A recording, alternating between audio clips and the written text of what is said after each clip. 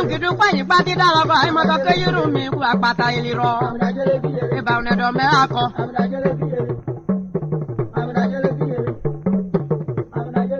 Ai moto ma dia mi bonu. Ibogi yo ma dia mi bonu. Bi akanta te kumi ola.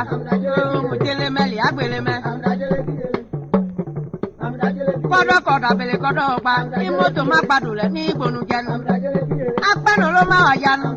Ya ma kojo nla do ma wa ya. Omi ki agbo ka je ti ma gbonu. Ama je ki jena lo bagada. Agbale maneju ma go mo pe o.